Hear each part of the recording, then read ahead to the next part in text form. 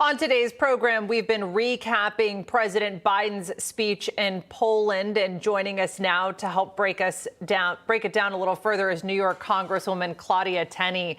Congresswoman, welcome, and we appreciate you being with us. The president aimed to send a unifying message at a time where certainly Ukraine and its neighbors, with the influx of refugees coming across the border, are very fatigued. Perhaps morale may even be low. His message to Ukrainians: we stand with you. He had a message for Russians, the Russian people: you are not our enemy, but also a message to Putin, somehow seemingly pushing for regime change and what actions he said he would not tolerate. I want to get your takeaways from the president's address. Well, certainly, first, he's too late getting there, but he's there at least, so that's a positive. I think the president actually did a lot of soaring rhetoric, which sounded very inspiring to some, but very short on specifics and what he would actually do to make sure that not only is Vladimir Putin a war criminal, as he correctly points out, but that he's defeated. And I don't know if he said that decisively, and that we would be the leaders in making sure that Vladimir Putin is defeated. When the U.S. isn't leading, you're seeing chaos. And I'm glad he's there trying to unite NATO. But we've got to remember that the Ukrainians still do not have a lot of the resources that we promised to give them. We also could release the Polish MiGs, the jets that they can fly, and the Ukrainians know how to fly them to defend themselves. Some of this aid that was already passed in Congress has not gotten there.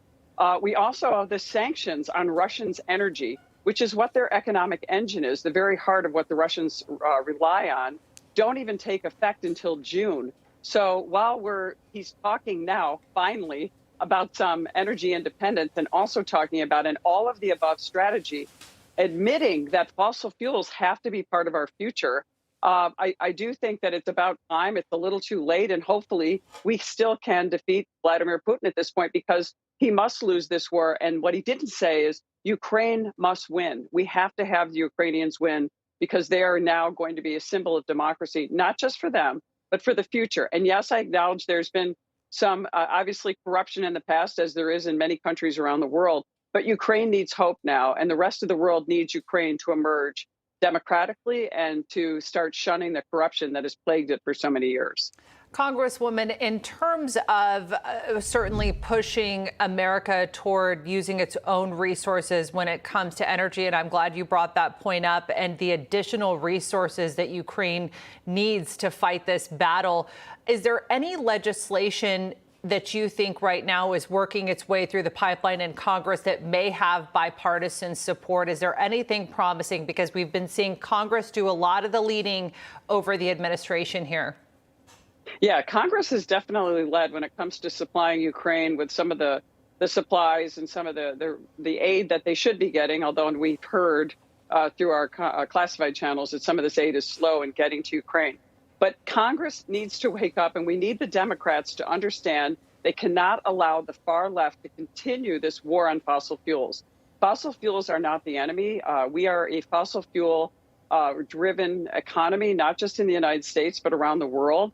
And we have to gradually move our way if we want to ultimately, with the limited resources we may have.